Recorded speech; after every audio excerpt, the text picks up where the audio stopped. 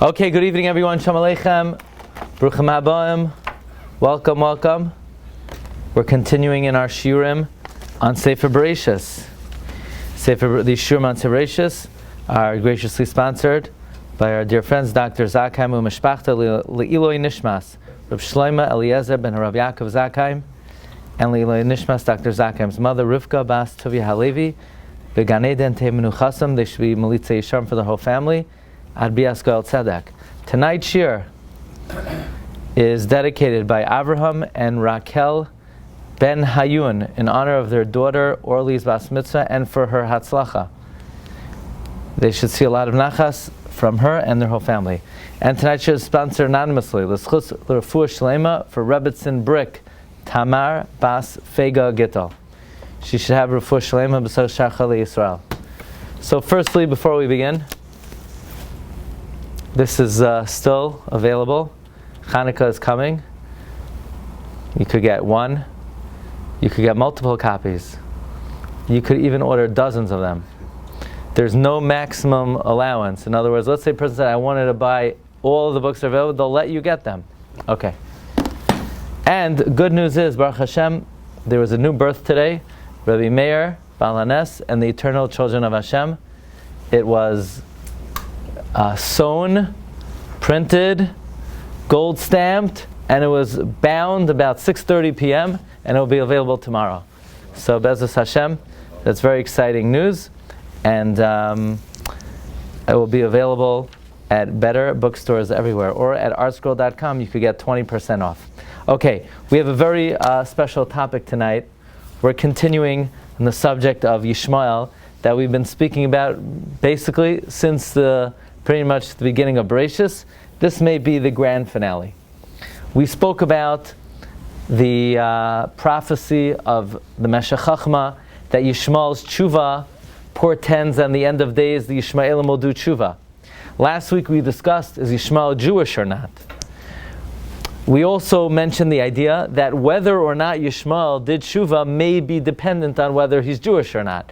In other words, there's an idea that only a Jew is able to do tshuva. So if Yishmael was Jewish, that perhaps allowed him to do tshuva. But if Hagar never converted and Yishmael was not Jewish, maybe he didn't do tshuva. And then in the end of days, Yishmael won't do tshuva. So we offered this mahalach that possibly in the end of days there'll be two paths open to the Yishmaelim.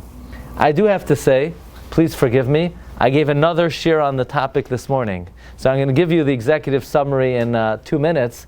Basically, we learned last week, it is not unanimously held that Yishmael did tshuva. On the one hand, the Gemara says that the fact that Yitzchak came before Yishmael, that implies that Yishmael did do tshuva.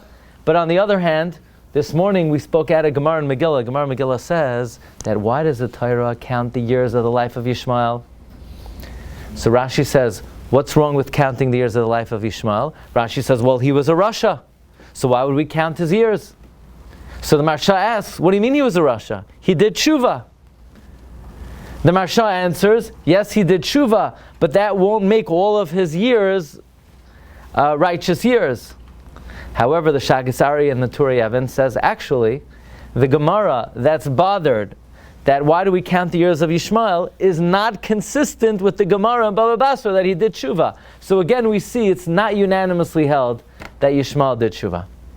Okay, so that's check out the continuation of last week's shir on a shir this morning. It's called Did Yishmael Really Repent?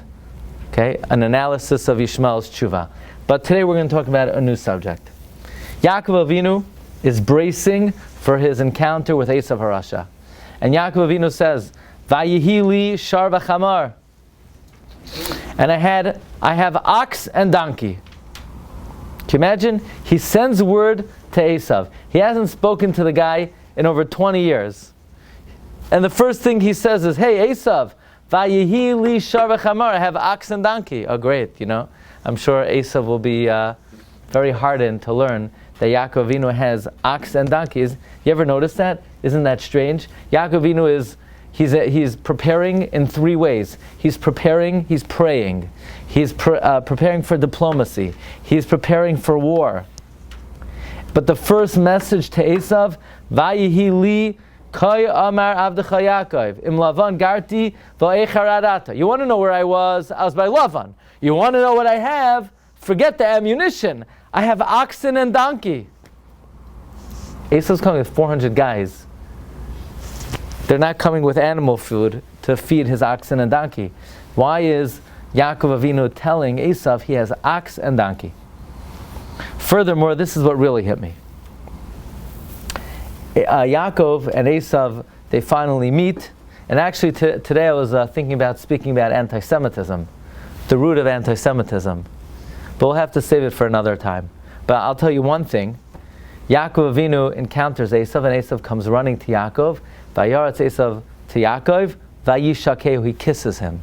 We know on the words Vayishlach, there's a very unusual phenomenon. What do you have? Dots. You have dots. What do dots mean? It means whatever it says, it means the opposite. That's what dots mean. So Rashi brings two perushim. It says he kissed him. It means he didn't really mean to kiss him. He didn't really kiss him wholeheartedly. It's like when you meet that guy at a wedding, you haven't seen him in 30 years, and he kisses you. He doesn't really, this is not like ahava gemura. It's just a formality.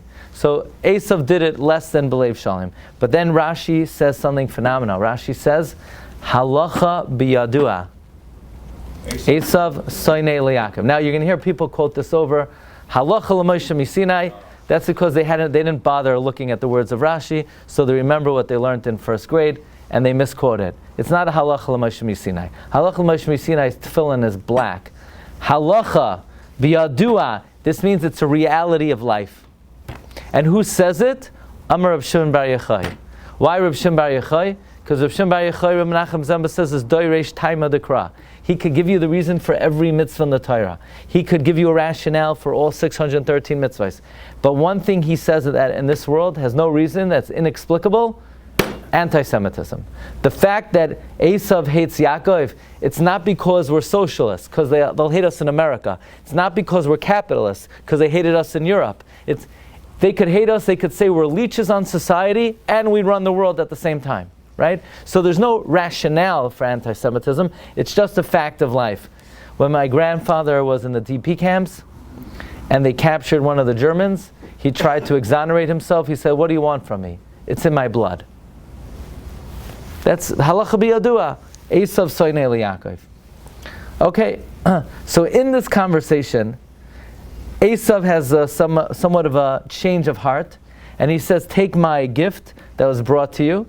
Ki chanani Elokim. Yaakov says to Eisav, take my blessing, take my gift that was brought to you. Ki chanani Elokim. God has been gracious to me. V'chiyesh li koil. And I've got everything. And I think there's one word here that's very telling. And that is the word koil. I have everything. We all know the contrast. Eisav says, Yeshli, Rav, I have a lot. Rashi says it means more than I need, or it means I have most of what I need. But we're going to focus tonight on that which Yaakov Avinu says, Yeshli koil, I have everything. What's Yaakov telling Eisav? Let's review the teaching of that Arizal. The Arizal tells us that in the vision of Daniel foresaw the 4 exiles. And the head of the monster represents Babylon. And the body, the 2 arms, Persia and Media. We know the biggest gullus of all is the Media. Then the body is Greece. And the 2 long legs are the 2 final gullusim, Edom and Yishmael. And they're long because the final 2 gullusim are very long. So here we have it very clear that in the end of days there are 2 long gullusim, Gullus Edom and Gullus Yishmael. By the way, who are the Yishmaelim today? Well, we know who they're presumed to be. Who is Yishmael today? Are there any sources that say black and white who Yishmael is? We have been giving the Shiurim for a while. We've never seen any makar that says black and white who's Yishmael. The Maharal tonight, the Maharal in number 11, writes that Mashiach will be groomed in a palace in Arabia. Why? Because since Mashiach will overcome the Arabiim, the Arabs, which are Yishmael, he will be groomed in Arabia like Moshe Rabbeinu was groomed in the palace of Parai. So where is it? Where is that? Qatar? Dubai? The Emirates? I don't know. Gaza. They didn't tell me. But that's what the Maral says. The Maral writes openly, Ha'arbiyim heim b'nei Yishmael. Okay, so here it took many years until we found the exact source. The Arbiyim are Yishmael. Now, let's introduce an idea that we've mentioned many times over the years, and let's review it, because Ein Beis HaMedrash B'li Chadosh. The end of Parshas Toldos. We have an idea that Yaakov Avinu was told by his parents not to marry someone from the Benois Canaan.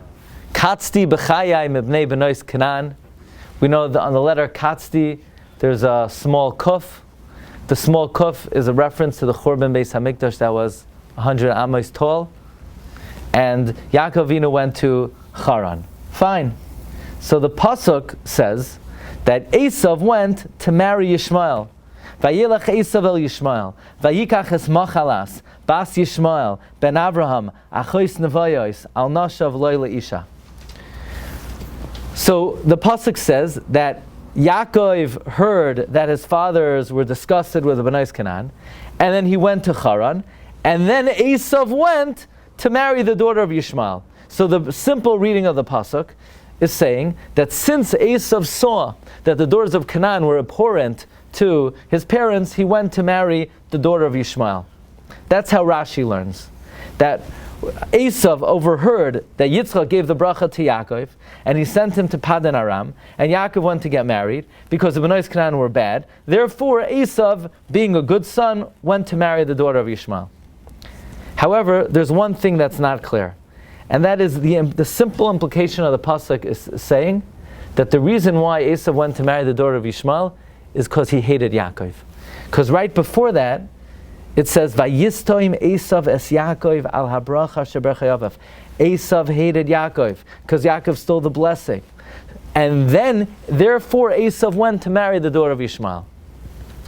It almost sounds like this union of Eisav and Yishmael was an act predicated upon Eisav's hatred for Yaakov. So we learned a number of times the amazing revelation of the Gra. The Gra wrote a commentary on the Safra D'Tzniusa, and the Gra says, indeed, because Eisav hated Yaakov, he went to marry the daughter of Yishmael. Because the Gra reveals an amazing revelation. And this revelation, it's going...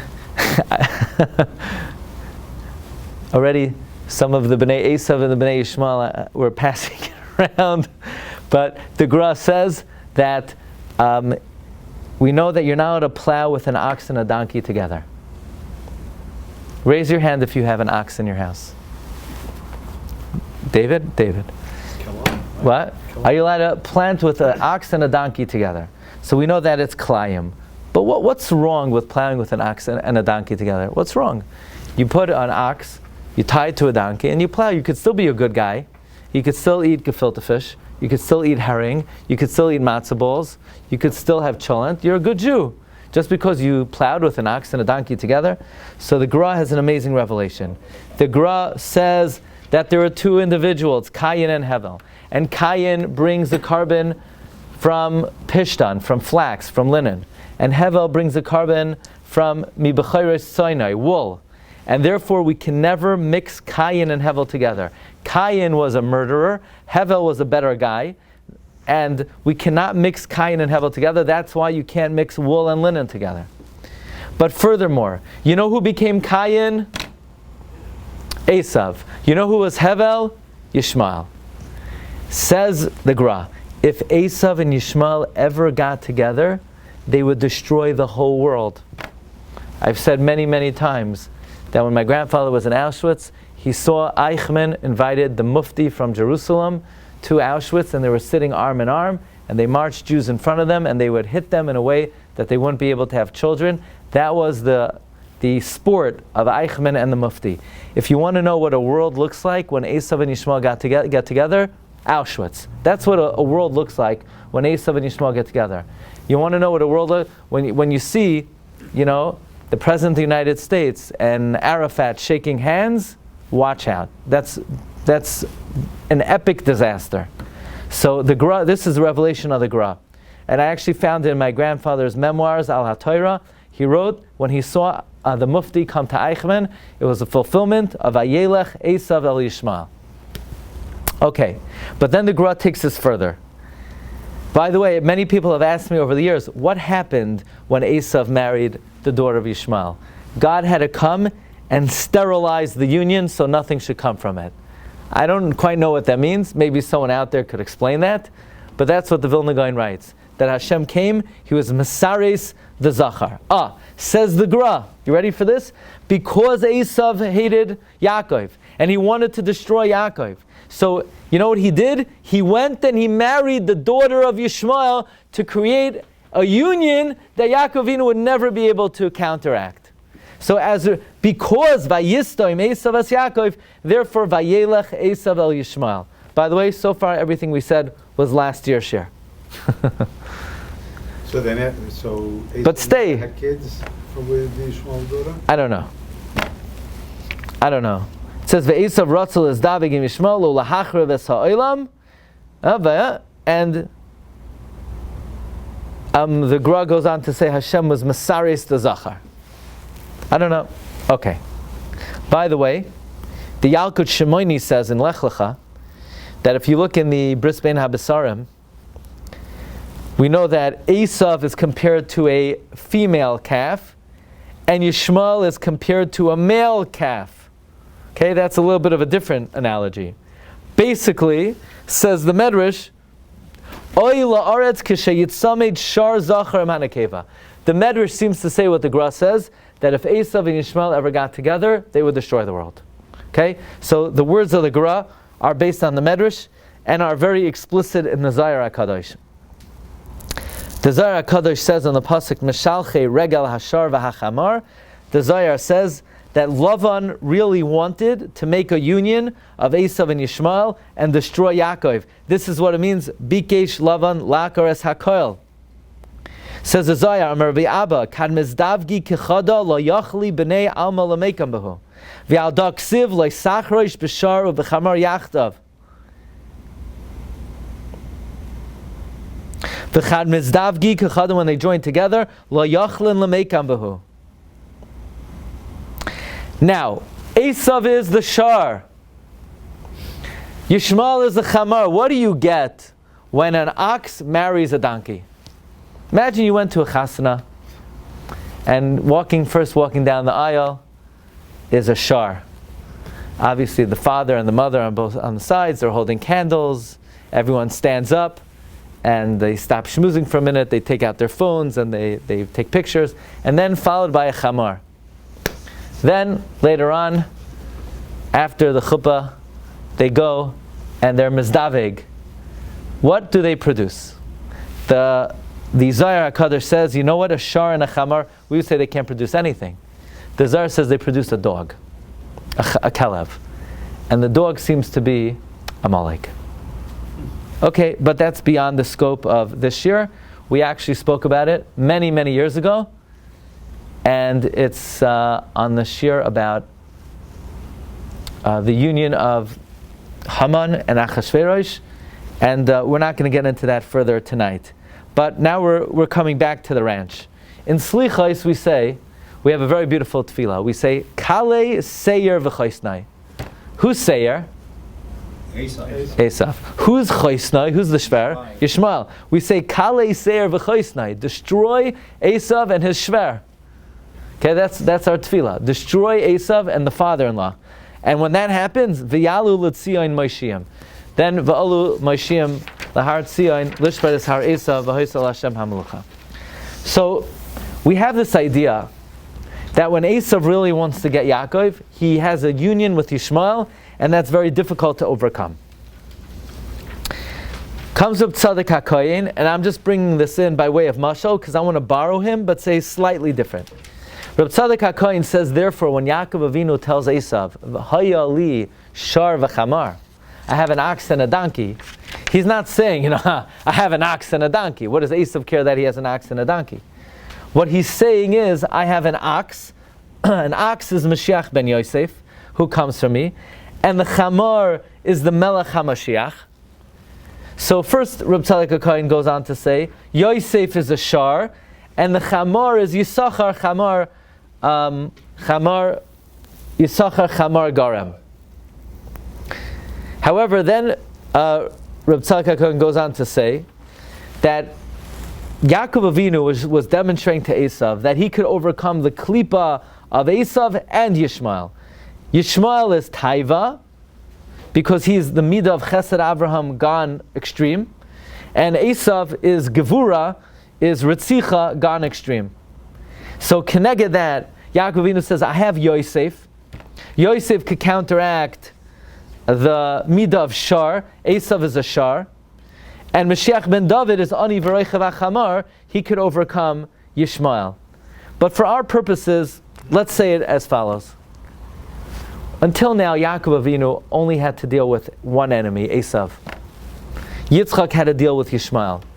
Yaakov returning to land of Canaan, he realizes that he's opposing a new foe. This is not Eisav. This is Eisav on steroids. What do you call Eisav on steroids? When Eisav unites with Yishmael, it's Eisav on steroids. Eisav on steroids is the Shar and the Chamar together.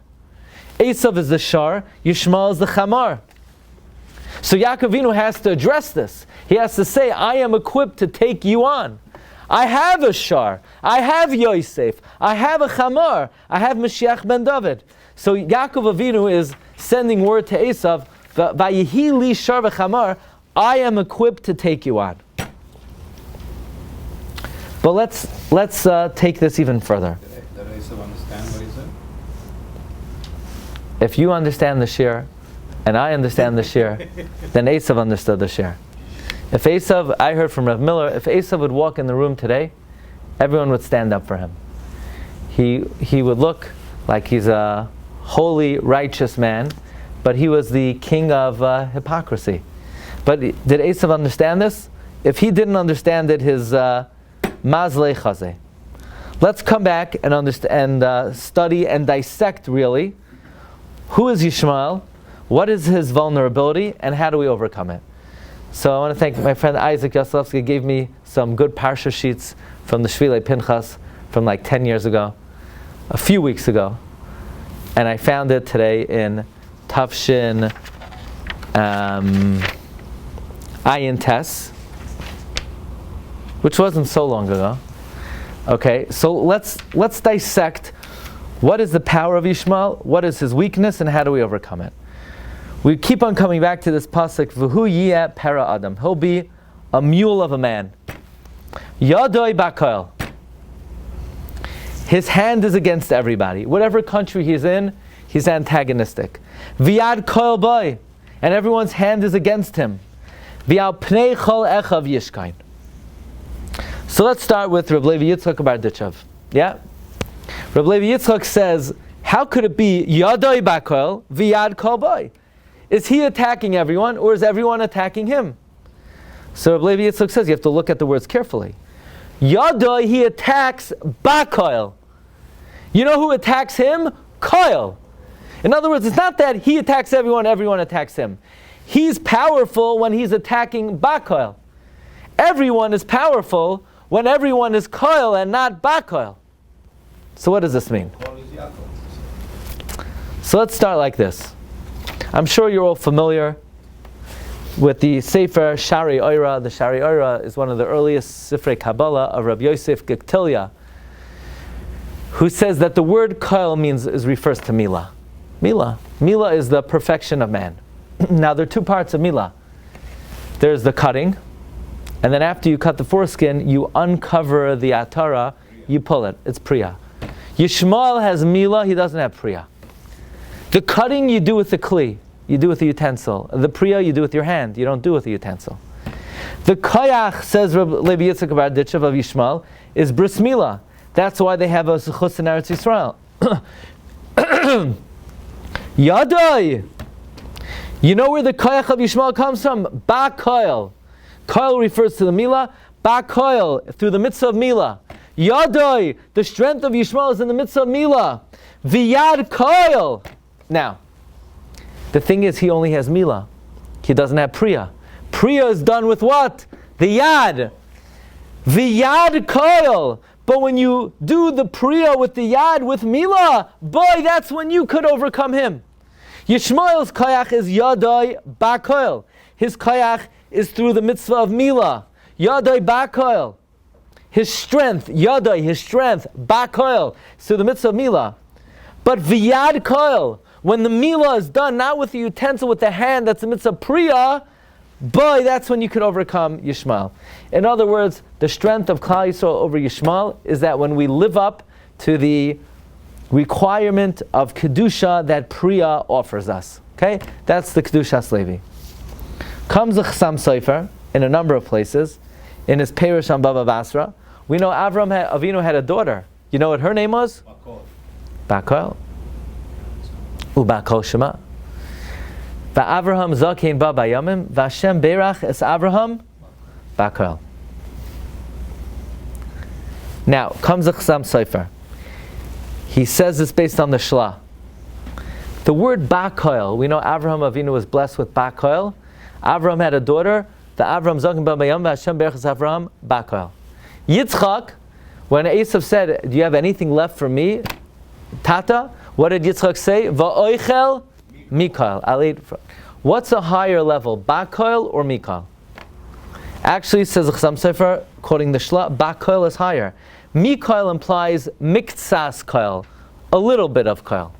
Bakol means not a little bit, with koil, that you're directly attached. You may not have everything, but you're directly connected.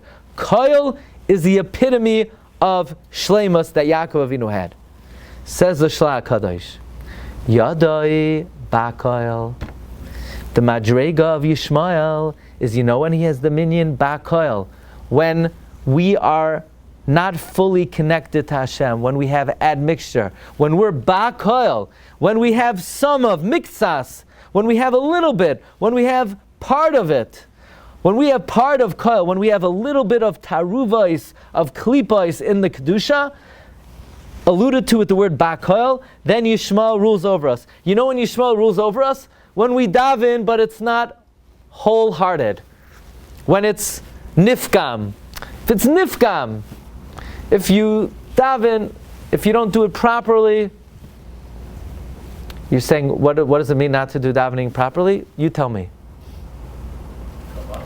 Kavana, phones. I didn't say it, right? You bring your phone with you. You leave the phone outside. You come on time and you daven. You're not bakoil. You're koil. Then you overcome Yishmael. When you do a half a job, Yishmael overcomes us. So Yadei bakoil. Yishmael rules when we're slightly connected to koil. But v'yad koil, when we have the madrig of koil, we overcome Yishmael. Who says this? Chassam Sofer. He writes this in Parshas Lech Lecha, and it's commentary to Bava Basra. But Sfas Emes takes this even further. Says the holy Sfas Emes, Bakoil is Avraham, Mikoil is Yitzchak, Koil is Yaakov. You know who rules over us? Yadai Bakoil. Yishmael is the son of Avraham. So when we're only on the madriga of Avraham, Yishmael rules over us. But when we're on the madriga of Yaakov, which is Koil, we rule over him. Yadai Bakoil. He rules over us when he's connected to when we're only connected to Avraham. Says the Sfas Emes, V'zeh shekasav b'Yishmael, Yadai Bakoil. He had a chelek of the midah of Avraham, but v'yad koil boy, the midah of Yaakov rules over him. So in other words, Yaakov Avinu has in him the ingredients to overcome Yishmael. And really he has the ingredients to overcome the combination of Eisav and Yishmael. So Yishmael overcomes Klal Yisrael being connected merely to Avraham. But when we're on the madrega of koil, then we can even overcome Eisav. Yaakov's madrega we could overcome Yishmael. Yaakov's madrega of koil is yad koil boy. Says the Sfas Emes, that's why the pasuk says, Vayitain as kol asher loy liYitzchak. He gave everything to Yitzchak. Meaning he gave Yitzchak the koil that he had, which was bakoil. So, I would humbly suggest as follows. Here's the storyline. There's a man by the name of Yishmael. Yitzchak tries to overcome Yishmael. There's a man by the name of Eisav. Yaakov overcomes Eisav. So now Eisav has an Einfal. What's the Einfal of Eisav? Esav's Einfal is, Yishmael couldn't overcome Yitzchak. I can't overcome Yaakov. He duped me out of the blessings. He duped me out of the birthright. But maybe if I join forces with Yishmael, Vayistoim Eisav Yishmael, maybe the combination of the two, I'll be able to overcome Yaakov. So Yaakov first sends message to Eisav. Listen, Eisav, you think because you're shar and chamar, you can overcome me? Vayihi li shar v'chamar. I also have shar v'chamar. By the way, I saw this morning another amazing remez, which substantiates the Chassam Sofer and the Sfas Emes from Reb Meir Mazuz. We find at the end of Chayei Sarah, Vayishkenu me Chavila. He encamped from Chavila ad Shur, Asher al Pnei Mitzrayim, Bayacha Ashura. And now we talk about the fall of Yishmael. You know when Yishmael falls? Look at number 19. Al Pnei Chol Echav Nafal. When we're on the Madrig of Kol, then Yishmael falls. When we're Bakol, he has dominion over us. When we're Kol, Al Pnei Kol. Why does it say Al Pnei Kol Echav? It should say Al Pnei Echav. The word Kol is extra.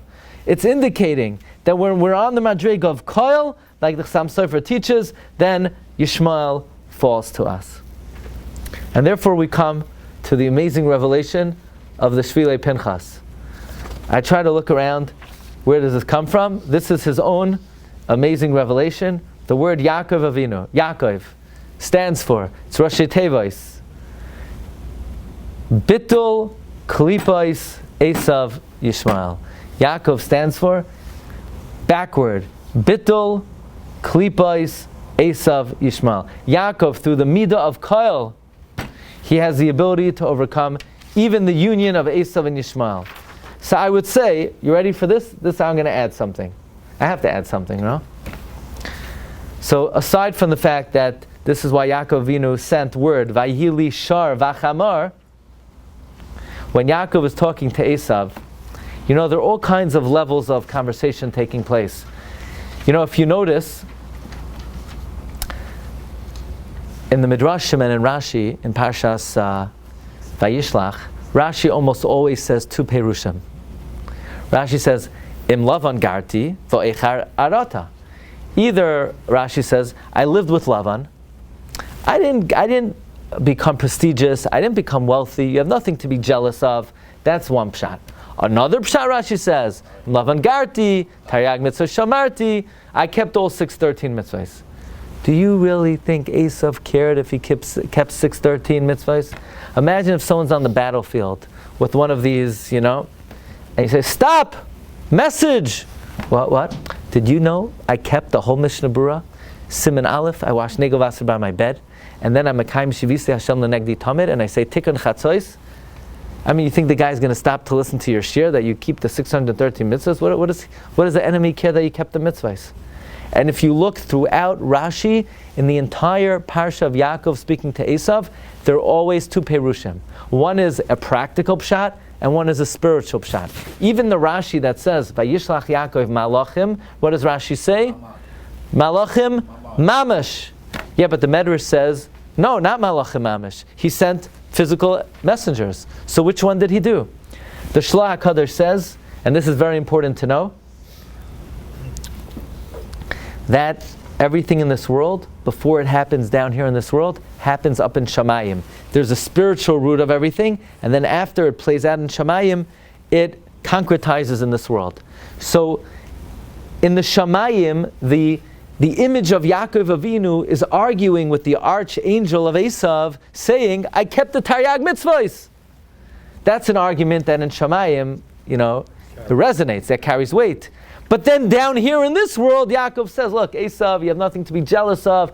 The brachas of my father never came to fruition. So one of the Perushim, the practical pshat of Rashi, is addressing the earthly dispute between Yaakov and Eisav, and the spiritual pshat of Rashi is addressing the heavenly dispute between Yaakov and Eisav. It comes out, you want to hear something amazing, and this is, it's kedai to bear this in mind. You know, there's a lot of discussion. Should we pray? Should we rally? Should we... And I leave that to people much bigger than myself. But one thing's for sure, Yaakov Avinu did both. And the Ramban says we learn from Yaakov that you can rely on your zechus and only daven. That's what the Ramban says the whole purpose of Parshas Vayishlach is. So, but I'm not commenting on the ramifications of that. But I'm also want to mention that when the angel of Eisav wrestles with Yaakov, he says, now your name is Yisrael. Why? Ki sarisa im Elokim v'im anashim vatuchal.